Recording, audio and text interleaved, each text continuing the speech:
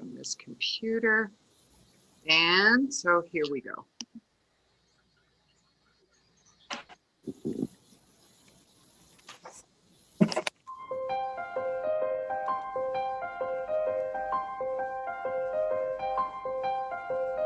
I am the river flowing, I am the desert dry, I am the four winds blowing, I am the sunset sky, I am the forest breathing, I am the ocean wide, I am the storm clouds gathering, I am the mountain high, I am the earth, I am the earth, I am the earth, I am the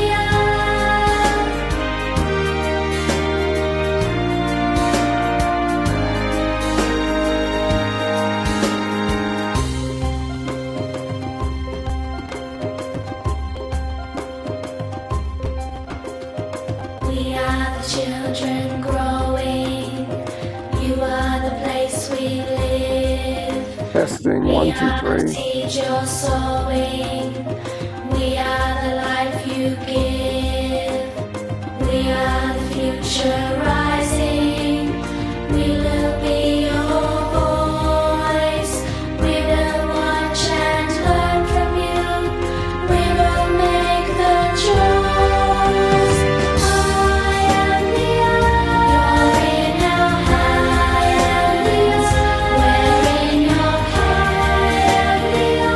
Together we stand. This moment in time we share.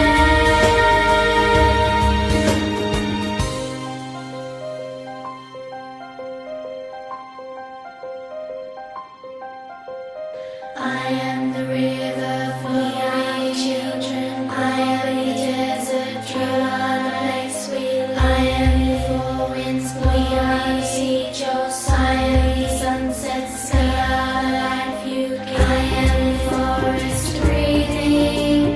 We will be your voice. I am the storm clouds gathering. We will make the choice. I am the earth. You're in our hands. We're in your care. Together we stand. This moment in time we share. We share the future. Stand side by side. One and one people. We'll turn the tide. And in the future, they'll say with pride. One and one people. We turn the tide.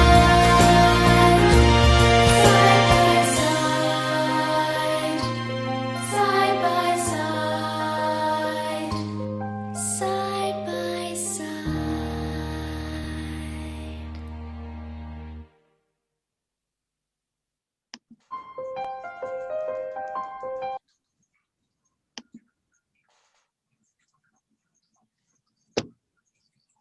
Well, welcome everybody. We have got people from some considerable distance, some familiar faces here. I'm glad to see. We are quite excited about the program we've got for you today. Connie, do we have any announcements that we need to make? We didn't really talk about that. Is there anything we need to? No, just procedurally, we're going to have two speakers and they'll be answering questions. So you can put them in the chat and we'll get to those. And if you really want to speak, you can raise your hand. We'll do the chat questions first. Yeah, and the kind of the way we'll do it is Guy and Craig will speak. We've got a PowerPoint presentation for them after Connie and I introduce them. And then we will take questions. We'll do a Q&A with, questions and answers. And then we'll break into two groups. We're not going to do this one by county because it's not really a county issue. It's kind of a whole world issue. So we're just assigning you just to rooms just because that was simpler. We'll put Guy in one and Craig in another one. I am going to, as I think about it, I'm going to make Connie and I'm sorry, I'm making co-hosts so they have a little bit more control of where they move. So Connie and Guy and Craig are all co-hosts. So I would like to first of all introduce Guy. Guy is a retired, Guy, wave your hand so we know where we're looking. Yeah, there he is. Okay, Guy is a retired energy professional with more than 50 years of experience in the energy industry. The last 40 of those years were spent in the areas of energy efficiency and renewable energy, including collaborating with the other speaker today, Craig Hibberd. Craig taught him the valuable lesson that he can learn more by listening than by talking. Guy is an engineer by formal training and a hiker and progressive by inclination. He's an active member of A4A and Samaritans here in Green Valley and Indivisible 97201 in Portland, Oregon. He's been married to his college sweetheart, Linda, for 53 years. They have 2 sons and 4 grandchildren whom they rely on for helping them with their iPhones. So please welcome Guy. And let's see, they're both going to kind of talk together on this. So maybe, Connie, you want to go ahead and introduce Craig while we're at it right here at the beginning? Okay, if that's yeah, how they're going to do it. Wave. Okay. Wave again, Craig. Okay, so Craig is coming to us from home in Fort Collins, Colorado, and he's an enthusiastic advocate for electric cars, smart power grids, and renewable energy. This interest is backed by his 42 years experience in sustainability, energy conservation, and project management, including managing multi-million-dollar energy conservation projects. He's been the Western Regional Director for the nonprofit Global Environmental Options, and he initiated the greening of the Grand Canyon, and that led to sustainability projects for greening in Yellowstone, the Presidio in California, and Denali National Park in Alaska. He was employed as an energy services manager for 10 years at the U.S. Department of Energy, and he's conducted many workshops on energy efficiency. So we're really pleased that he's here today and that he was introduced to us by Guy. Okay, and one last thing, you all may know this, but if you go to the upper right-hand corner where it says view and put it on speaker view, what you'll get is you will get a little bit, you'll get Guy or whoever's speaking as the main screen. Makes it a little bit easier to see who you're talking about. It's an option, just making it something that if you didn't already know about it, you know about it. Okay, so.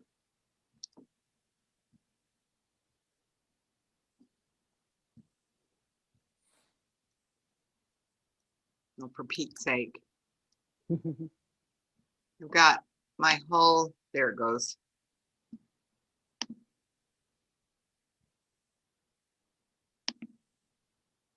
Okay, Guy, it's your show.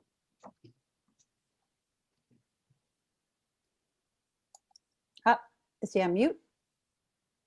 Oh, yeah, everybody unmute yourself, Guy.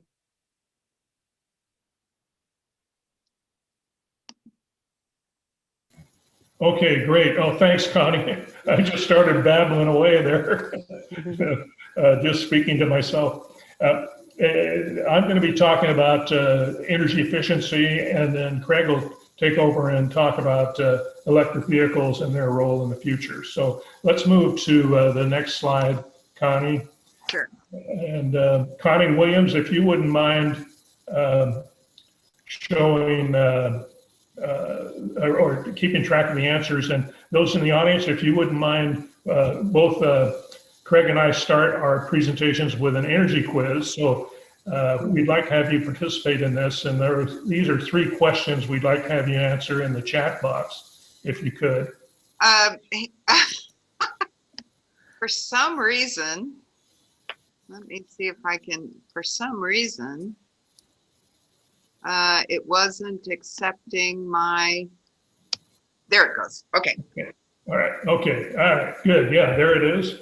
And if the people in the audience, if you could look at these questions and then answer them in the chat box, and Connie Williams, if you wouldn't mind keeping track, and I'll refer to them in the presentation going forward.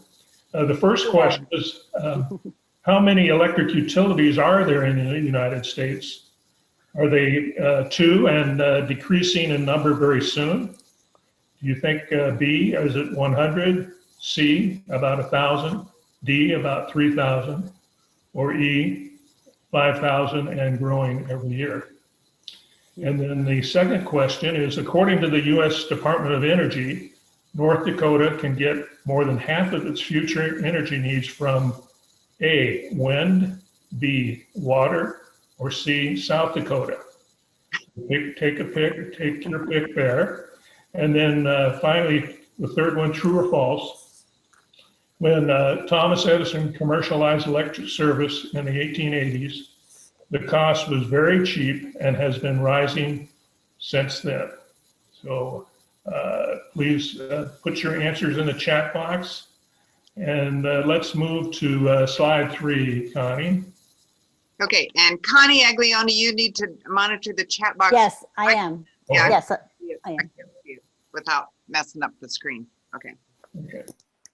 And the reason why I just have a broad brush here's some examples of energy efficiencies offered by utilities. If you guessed about 3,000 utilities in the United States, that's how many there are. So it's impossible to describe the energy efficiency programs of all the utilities, but if you Googled your utility, you would find out what they offer, and a lot of them offer these kind of programs are similar. Well, on that one, I would have to say I'm the only one who has the right answer, and that's because I had the questions and answers ahead of time. All the other guesses here were, oh, we have one correct answer from Pam Duchesne here. Okay. Very good, very good. Well, not too many. It's not a shame to not know. I mean, it's hard to believe that there are 3,000, and a lot of them are very efficiently run, and some aren't so much. But we won't get into that. Let's go to the next slide, Connie Williams. And this is a light emitting diode. That's when you hear LED lights. That's a very efficient way to light your home, and it's much more efficient than filament lighting, as is compact fluorescent lights. Most utilities offer free lights, a 4-pack of them. They're 19-watt lights that are equivalent to 75-watt lights, and they don't emit heat, and which is important because you save a lot of energy in conditioning your house if you have more efficient light bulbs. Let's move to slide 4.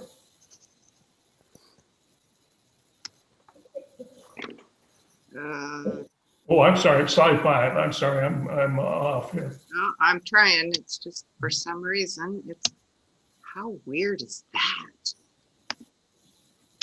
There we go. Okay, shade trees, and this is something that perhaps you don't know, but if you have a shade tree, you will notice that it does keep your house and unair conditioned parts of your house, such as garage and overhangs, a lot cooler. And if you use Native American plants, they survive and prosper. They reduce urban noise, and they provide a little wildlife entertainment with birds and other animals around. So let's move on to the next slide, Connie. And this is cool roofs. I don't know how many of you have a cool roof. They're generally, well, they're all color white. And they're important because cool roofs are typically about 60 degrees cooler than normal colored roofs. And if you take a look, here's two homes side by side. The one on the left has got a cool roof.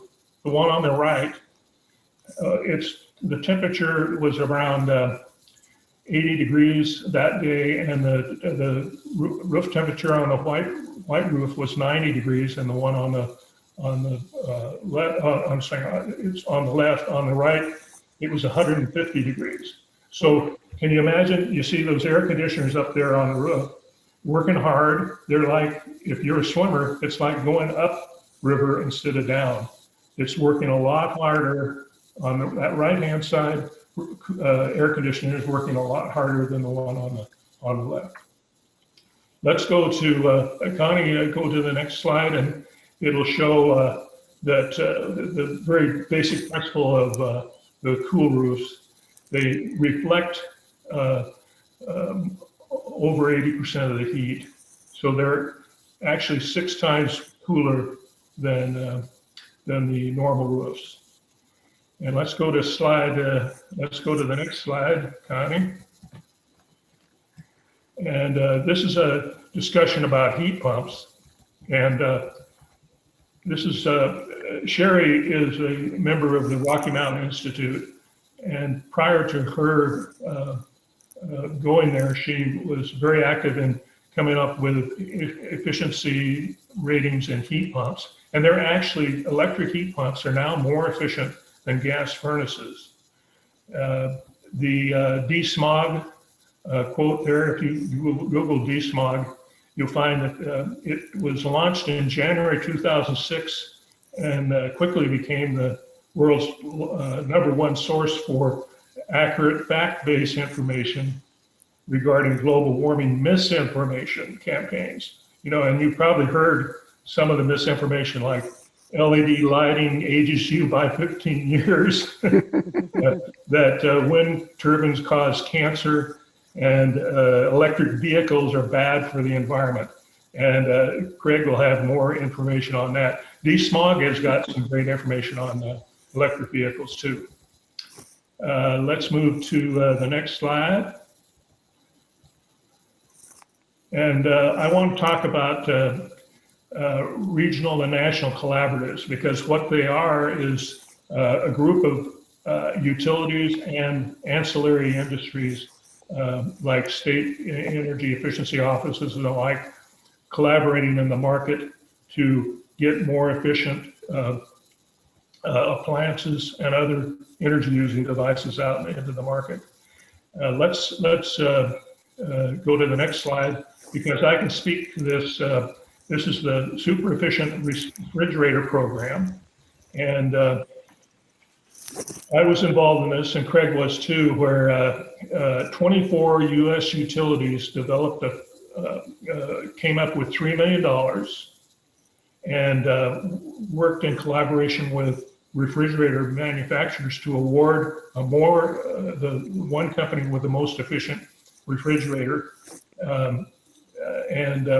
It had to reduce energy use by at least 25% and be eco-friendly. That is, get away from the CFC coolants that greatly harm the environment. And as a result, Frigidaire won. And if we go to the next slide, Connie, you can see that everybody won. That is, if you look at the energy use of refrigerators through the years, in 1970 they were using 2,200 kilowatt hours a year. About 1,100 when we started the CERT program. They went down to 750 as a result of our collaboration, and have been going down ever since. So the real winners of collaborations is everybody. But going back, remember that number, 24 utilities? That's less than 1% of the total utilities in the United States, yet they move the market. And I think that's a great, great example of what collaborations can do. Let's go to slide 12, Connie, and this will be the solar energy map. And if you, I'll put this information on the chat box. It's put out by the National Renewable Energy Laboratory, and it shows the solar input in various parts of the country. And brown is good. We are in a great position here for solar photovoltaic production. Let's go to that energy quiz question number 2, Connie, where we had the question about North Dakota getting where can they get more than half of their future energy needs? Did you have some input? Yeah, we had overwhelming response was wind, A. Wind is correct. A prize for everybody. They have the National Renewable Energy Laboratory has a similar map to this. This one that you see is the solar map. They have a wind map too. And you notice in the solar map, North Dakota isn't as great as Arizona, but in the wind map, North Dakota is the Saudi Arabia of oil, kind of in terms of wind. So depending on where you are in the country, some renewable energy sources are better than others. Just keep that in mind. But here in Arizona, and Connie Aguiloni has offered to well, she volunteered that she has rooftop PV. The cost of rooftop PV has been going down ever since it started going commercial. And by now you can see it's about $2 a watt, whereas it wasn't that long ago, it was at least double that. So to our last question was about Thomas Edison and the price of electricity. Connie Aglioni, what was the results of that? Okay, we were mixed on this. 4 said true and 3 said false. The answer is false. That's why I bring this up, is because the commodity price of just about anything. In Thomas Edison's case, it was electricity, and that was around 30 cents a kilowatt hour back then. And it's now around between 10 and 20 cents a kilowatt hour, even with inflation. So commodity prices go down, and Craig Hibberd will address that in his presentation very likely. Electric vehicle prices have dropped since they become commercial. So I think that's the final. Let's go to the final one, if we could. I guess I thought we were talking about this one. I'm sorry, this shows you how the prices have dropped. And then let's go to the next slide. I believe, yes, this is the analysis by Sunroof, and I'll put that on in the chat box too. But if you get bids from PV installers, you will find that most of them, the good ones, will provide you with what your projected energy usage would be with and without PV. And you can determine whether or not it's cost effective. So I believe that's the last slide, Connie, except I do have an intro to Craig's on electric vehicles. And so that's my presentation. Thank you. All right. You want me? Thanks, Guy. That was terrific. I appreciate the introduction. And yeah, I've worked with Guy a long time. He taught me how to have fun with training, and that was a big lesson. he convinced me that if you have more fun with it, you'll learn more, retain more, plus your life will be better. So thanks, Guy. All right. So let me set up here. Okay. While he's setting up, I've got to say that Craig taught me how to take humor seriously. That's my nickname, Too Serious. Oh, that's, I had this all set up and then I messed it up at the last minute. So here we go. Okay, so I got one more thing to do.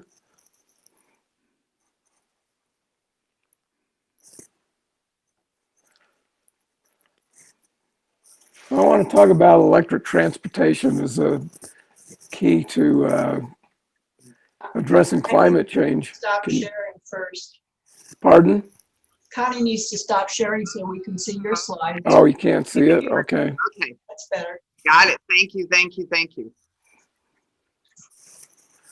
So I had a question about the Yellowstone. I worked with Yellowstone in 1996 through 98. Let's see here.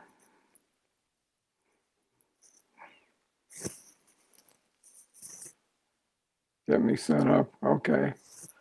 So I want to talk about the electric transportation, and I've come to the conclusion that part of the addressing climate change will be electric cars and using sustainable energy. Let's turn off this little one here. There we go. That's a little better.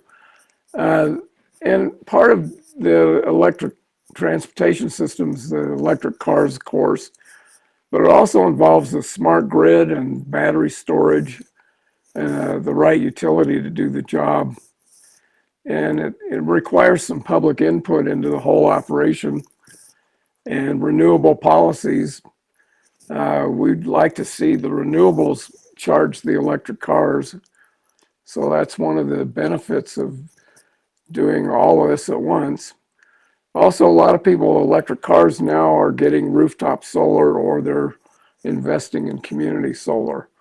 So that is a package that's all working together. And other renewable resources, community solar, wind power, hydropower, all need to be plugging into the electric grid to power these cars. So that's kind of where we're at with that. Let's go to the next one. So why do I love electric cars? I'm on my second electric car. I'll never go back to a gas car. So I'm a fan, and full disclosure, yeah, I'm really a fan of electric cars. No noise, the car's fully charged every morning when I'm ready to go. It costs me half or less than a gas car. And I can use one pedal to drive the car. So when you let up on the what used to be known as the gas pedal, formerly the gas pedal, it generates electricity back in the battery. So you're not creating brake dust, you're actually generating electricity. So every time I let up on the gas pedal, it makes me feel good because I know I'm generating some electricity instead of wasting heat. So that's a geeky way of looking at it, I'm sure. The other thing is quiet, so you can talk to your passengers and you can listen to music, and it's just quiet and nice. And another thing is there's so much less maintenance. There's no oil changes, no coolant changes, no exhaust system, no muffler, no tune-up, no spark plugs. You just don't have any of that. Now, that's one reason the car dealers don't like these, because they make so much money on maintaining your gasoline car. So that's a thing that's kind of a barrier to selling these cars. The dealers don't tend to like them. Another thing I like, I get over-the-air software So the car software is improving like your phone all the time. I like that. The car's quick, it's fun to drive, and I get a little moral smugness to go with the whole thing. So, uh, so who's promoting electric cars? It's kind of an odd group of people I've found. They're climate activists and computer geeks and hot rodders, people who like to drive fast, and people with lots of money to buy a new electric car every year, trade it down, fix it up, maintain it, show it off, brag. Uh, and the government is also in this alliance. Everything from your local utility to the now, hopefully, the federal government's going to get more involved. It looks like that's going to happen. So that's who we're working with. So I'm going to go, let's see. Bear with me here.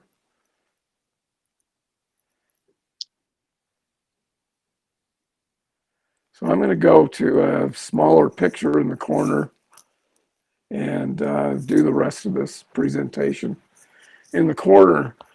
So I've been doing this a long time. This newspaper article is dated, you probably can't see the date, but it's 1979. Craig Hibberd's promoting passive solar. And I had a lot more hair and a different color hair at the time, it looks like. So anyway, electric transportation is key to the future. And I want to talk about why electric cars will be coming at us, a lot more of them quickly, and then do a comparison of electric hybrid gas cars. Now, that's something that's interested me. I've been looking for any comparisons. I really couldn't find any, but to give me a better idea of how these things work when I was first looking into a car.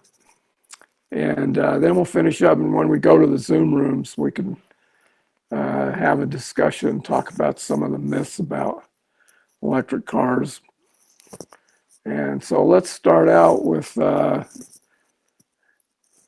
guys' favorite topic, humor.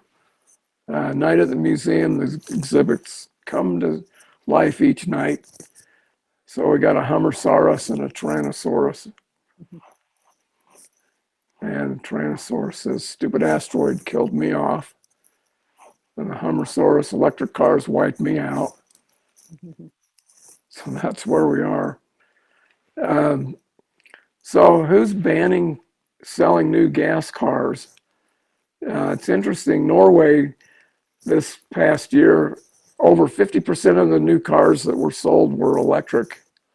And they are going to not sell gas cars after 2025. So they're a leader in the world. Japan and Paris both made the same commitment, stop selling gas cars by 2030. And 2035, the United Kingdom, Quebec, California, Massachusetts have all said they will no longer sell new gas cars. I expect other cities and countries to jump in this as well. So there's a big industry disruption coming. Now, Cadillac's going to only sell electric cars in the near future. And what they've done, they told their dealers, they said, if you don't want to sell electric cars, you need to give up your franchise, and we will pay you to not be a Cadillac dealer, from $300,000 to $1 million per dealer. They're basically saying, you're going to either be electric or you're not going to be Cadillac. And 150 dealers took the money and ran. They're out of that business now.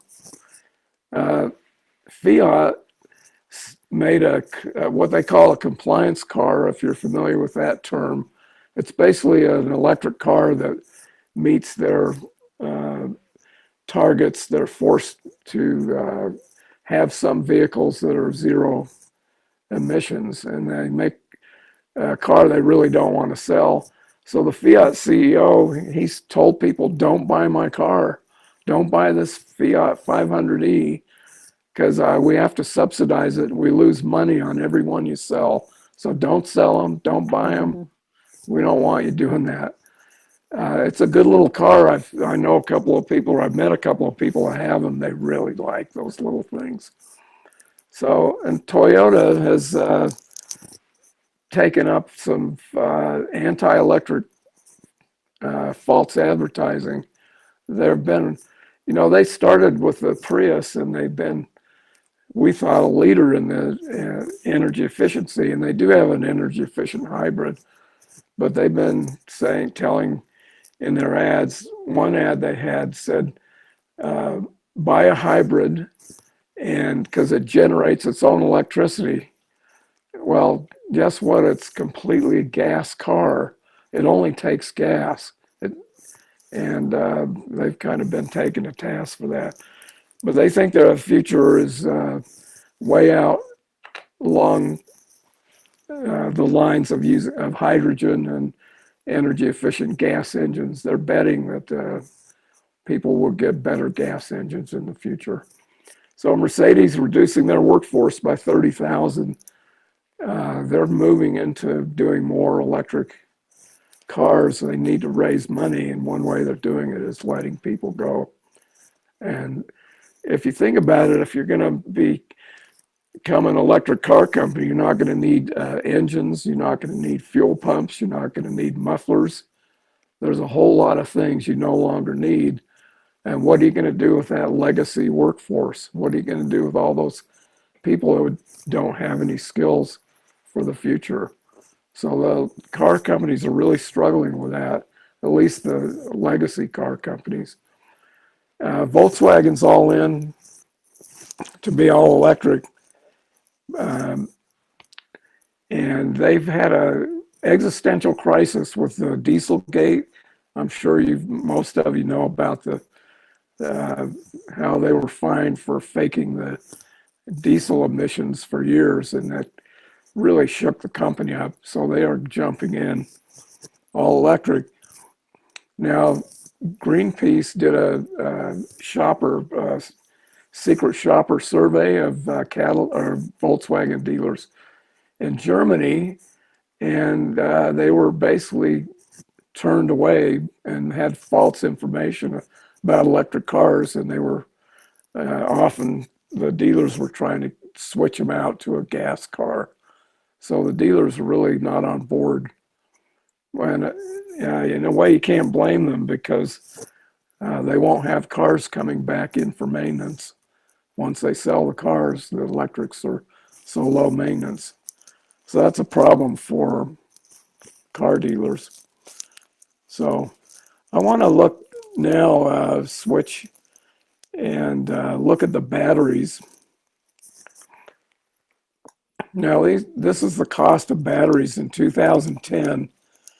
The battery packs were about $1,200 kilowatt hour. So a kilowatt hour in a battery pack is equivalent to how much gasoline's in your gas tank.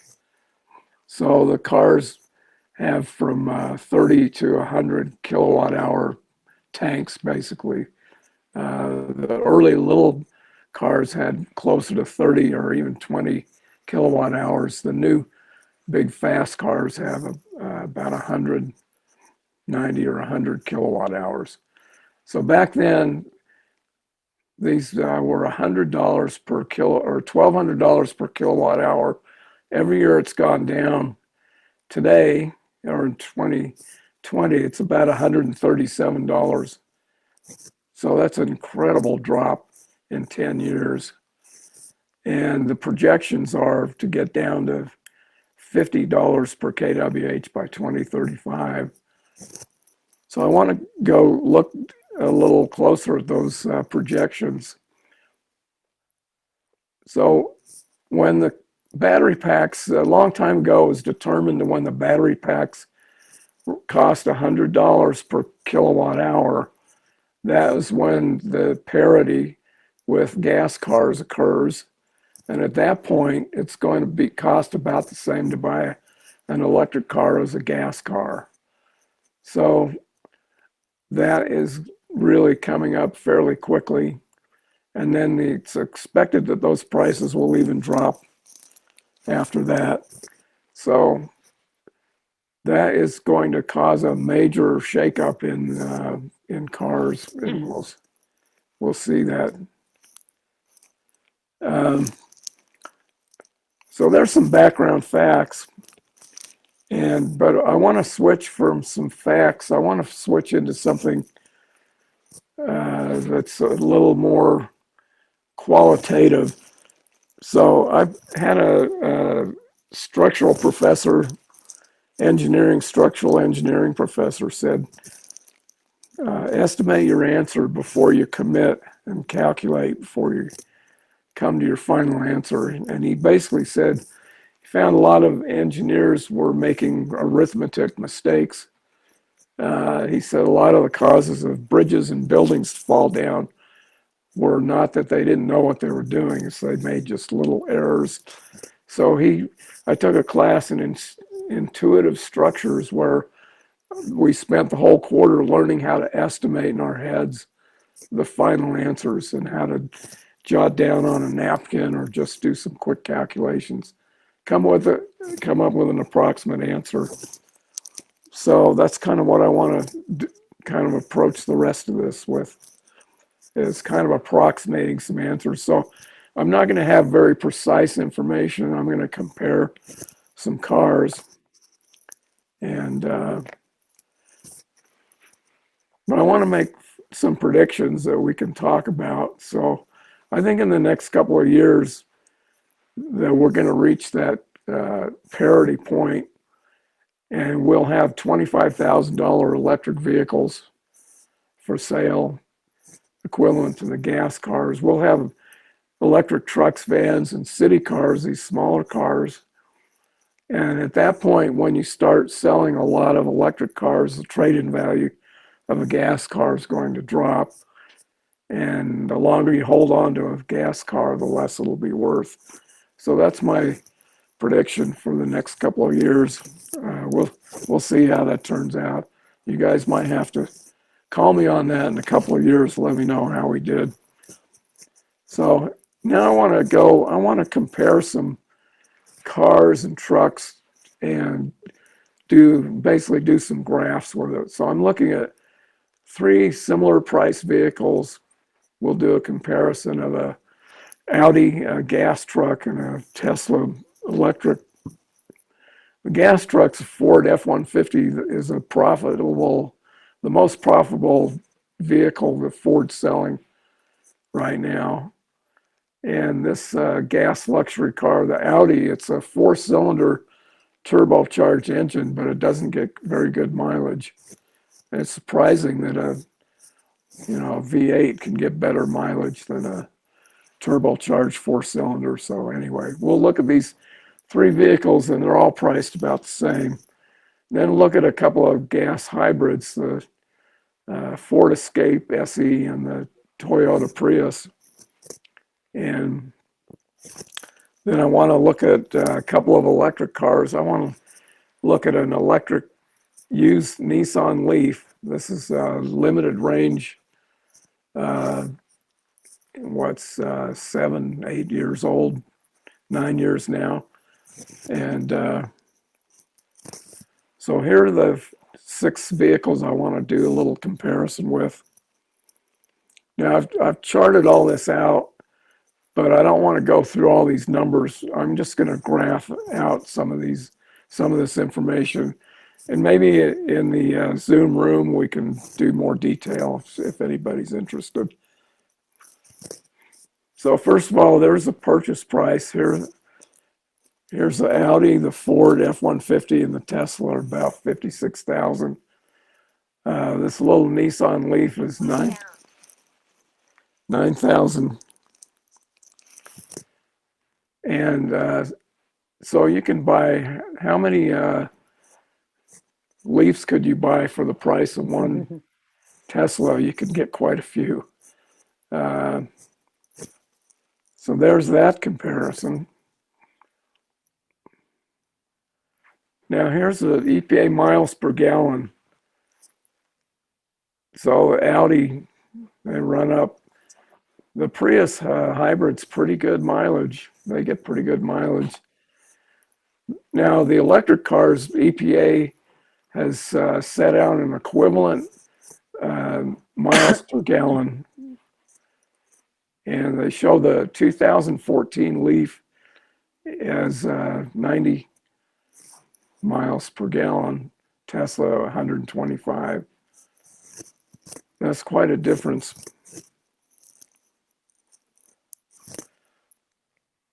So then if you want to do a trip in one of these vehicles, and I've used some average Arizona gasoline electricity prices to price out a 100-mile trip.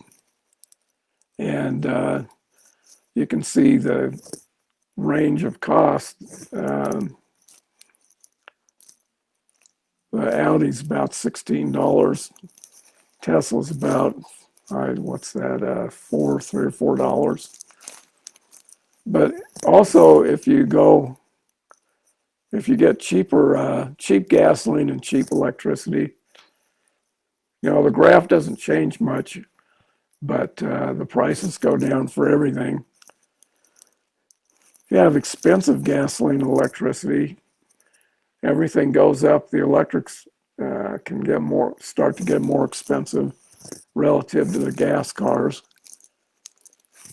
If you have cheap electricity and expensive gas, it really takes off. Now, at this price, the electricity is 7 cents a kilowatt hour in this example. And that's exactly what I pay where I live now to charge my electric car off peak, 7 cents a kilowatt hour. If you do the opposite, you have cheap gas and expensive electricity, still better off pretty much with the electric cars. And the thing is if you get a hybrid, you're burning gasoline. There's just no getting around it. You're only burning gas. So if you want cleaner air, you definitely want to move away from gas. And next is the range in miles. And the gas vehicles generally they get higher mileage, and that's one of the things people say, oh, I can't go very far in an electric car. I can't live with that. How could I possibly have a little city car that only gets 75 miles of range? But what we're seeing is most of the trips people have are less than 50 miles a day.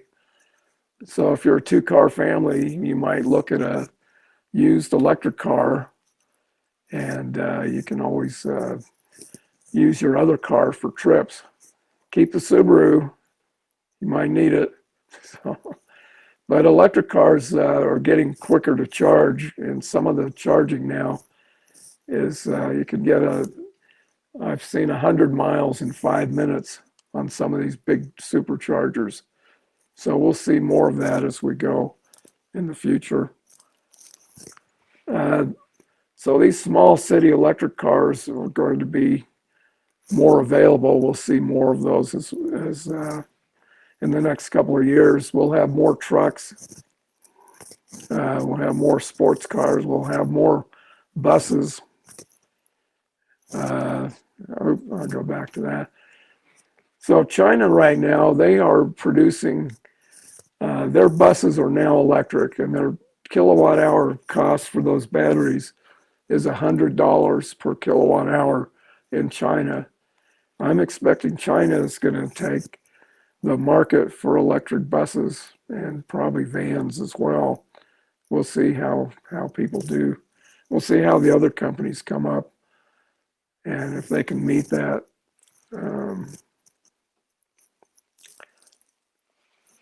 So there's some myths about electric cars, and they are not enough range, the dangerous batteries. I saw an article today that a Tesla blew up in China, exploded. It was in a parking garage, and they determined that something underneath the car caused the explosion. Well, it doesn't sound exactly like a Tesla problem to me. They don't spontaneously blow up from underneath, I don't think. Anyway, batteries need to be replaced frequently. The batteries are lasting quite well. Most electric car manufacturers guarantee their batteries for 8 years. And some of the batteries are just going much, much longer, hundreds of thousands of miles. Um, and we're hearing that some people claim electric cars are bad for the environment.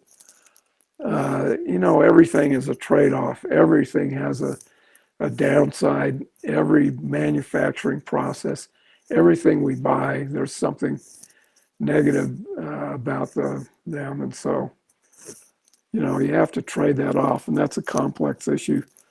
New car companies will fail. I don't think so. They're doing quite well. They're not too worried about it. And most people don't want electric cars. Well, they don't until they come out as priced equal to a gas car, and you go for a ride in your neighbor's car, and then you see how much you want to have an electric car. So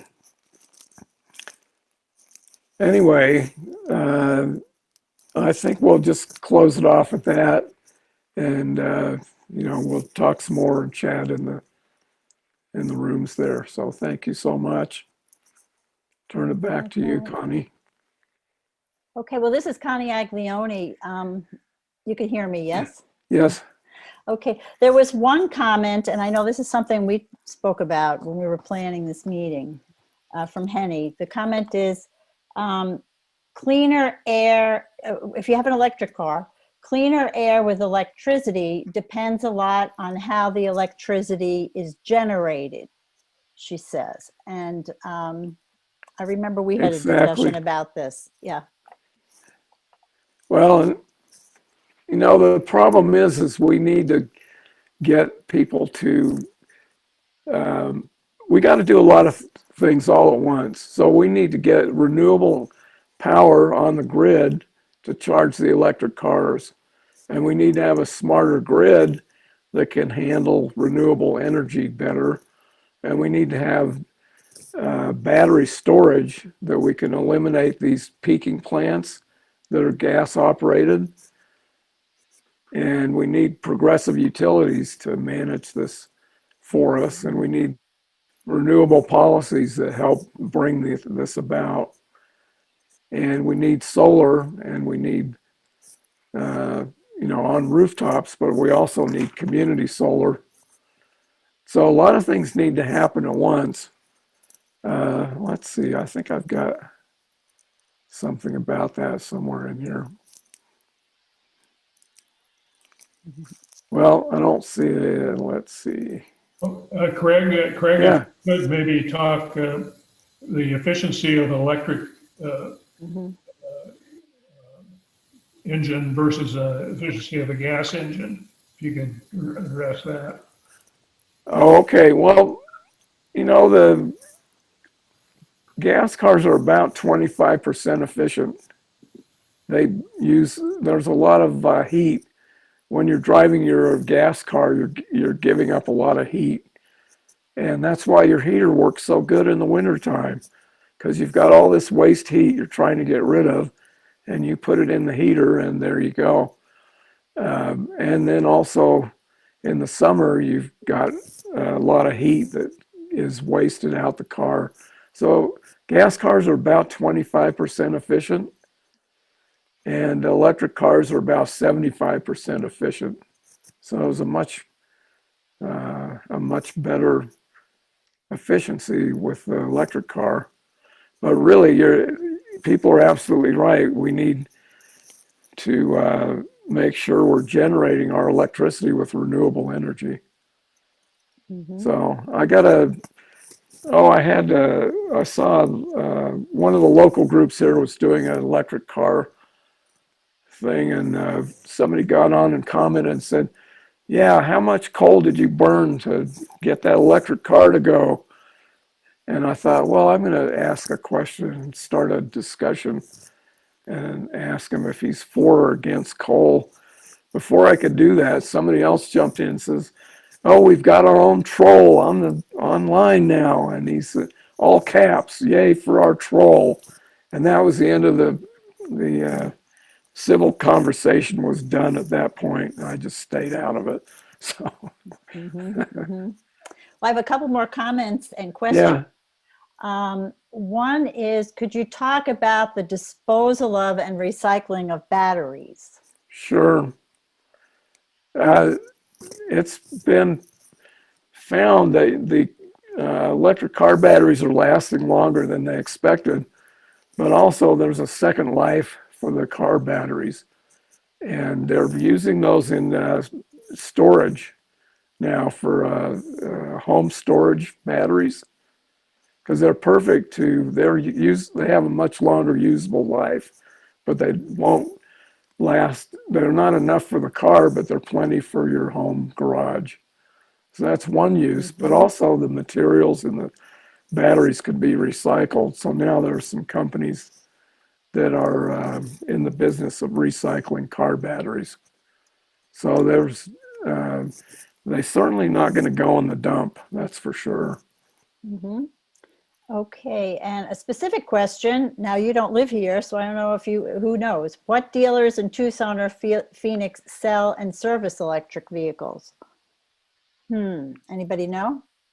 Guy, have you noticed? I guess we'd have to know what. Yes. I believe Hyundai, Subaru. Oh, geez. I think if you Google electric vehicle retailers in Yeah. Tucson, you'll come up with a menu. Yeah, okay. Now I So have a, I have a comment on that. When you go to the dealers, Nissan sells electric cars. Ford has an electric Mustang. they're back GM, ordered. yeah, back ordered. Back ordered, I noticed. GM has a car called the Bolt, B-O-L-T. It's kind of an odd name for a car, but I thought. But so go to your car dealers and ask them, tell them you want an electric car, see what answers they give you. Also, Tucson Electric Power offers some special pricing.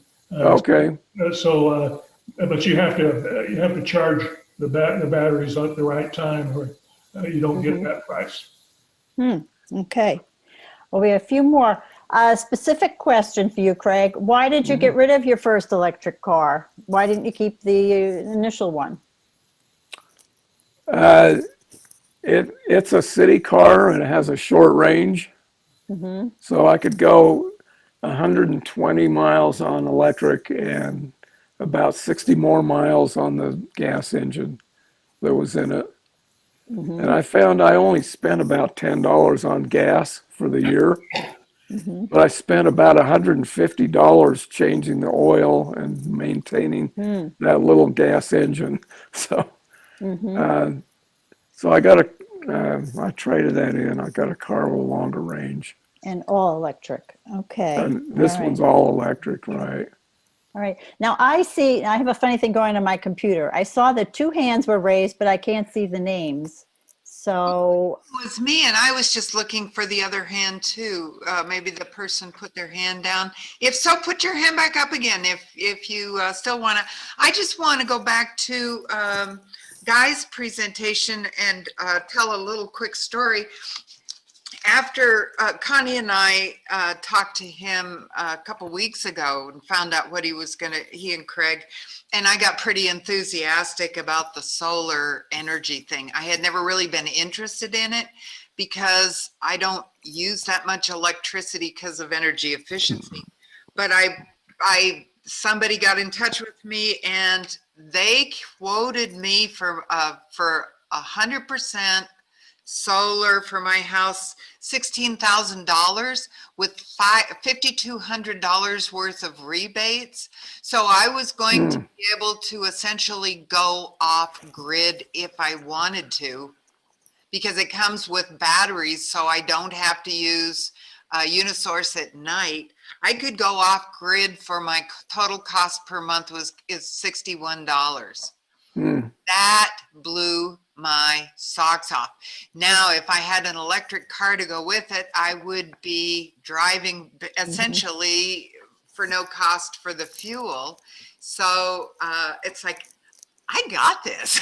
This is Yeah. I didn't expect to get excited about this because I did the energy efficiency thing. I was Sure. waiting for the company to give me solar energy, but the prices and the installation both have gone down so much that, and right now there's not, we're not paying anything really for interest rates.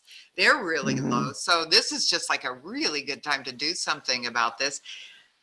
That's all I want to say. Well, okay, Connie, there's another question, but let me just follow up, and then Naisha has a question. That's a great story. Thanks for sharing it. And look for battery powered or battery storage to drop too, because it's along the same technology as Craig's talking about with electric vehicles. You need a battery storage. There it is. So look for Yeah, that. and just this week, first time I got a message from, because I have solar on the roof, a message about battery storage. They were offering something. I didn't look into what the options were. So, along those lines, the battery storage, they're going to be using large scale battery storage in Hawaii. Hawaii doesn't have any energy. They have to import their oil. And so they're really doing a lot of solar in Hawaii. But they're putting these large battery arrays in to replace the combustion turbines that run the peak power. So Australia is also doing a big push on major battery storage to eliminate combustion turbine engines that do the peak power. And so we're going to see more of that. Naisha has I don't know if I'm pronouncing it right, but she has a question. oh, you can see the Thank you so much, hands. Guy. It's Nisa, which is fine. For some reason, my chat question has been going to Leslie Bangs exclusively, and I didn't mean to. I'm trying to figure out or have more information on the idea of charging stations, because right now I'm living in Montana, and you know about wide open spaces and infrequent cities. And I'm just, I would love an electric vehicle, but that really scares me about these distances between charging stations. Let's see. Well, there's an app you can get on your phone called PlugShare, and I would recommend just getting that, even though you might not have an electric vehicle yet. But get the app and start researching in trips and charging locations. That will help you plan a trip. And I checked on that this morning for a friend of mine wanted to go from Fort Collins to Keystone skiing and wanted to know if there's any place to charge. And there's tons of charging between here and there. So the other thing is for most trips you can charge at home. It takes me 4 hours I charge my car, I keep it between 30 and 80% when I'm just in town. And it takes about 4 hours to take it up from 30% to 80% at night off peak. And that works really well. So you can charge most cars, even with the smaller chargers, you can usually get them charged overnight pretty well. So a lot of people never even go out and charge outside of their home. Okay, thank you. So Connie Williams, do you want to try us moving into smaller groups? And Yeah, let's move into smaller groups, just maybe for 20 minutes and then come back. Want to talk a little bit about next month when we come back and share anything that we've got. Guy and Craig. Let's see. How about Connie Williams and Guy Nelson go into room 1 and Connie Aglione and Craig Hibberd go into room 2.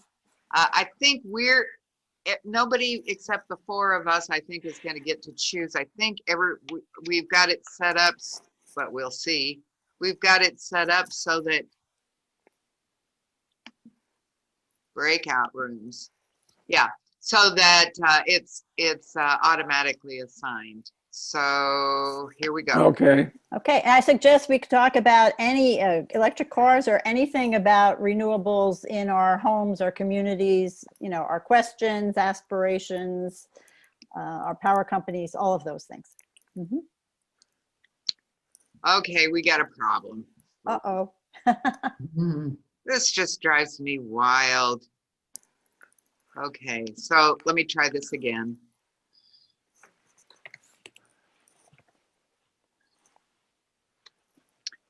Zoom.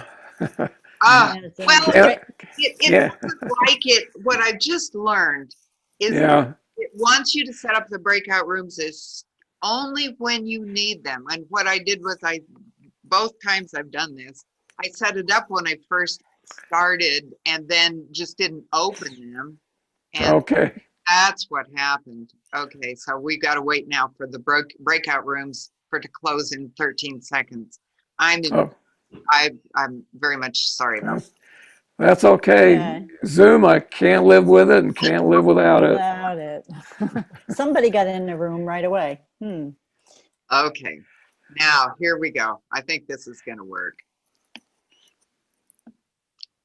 No. I have a thing, join a breakout room. Okay, does everybody have anything that says join a breakout room? Well, I had it and then it Do disappeared. not. Nope. Okay, well, I'm just going to have to assign you.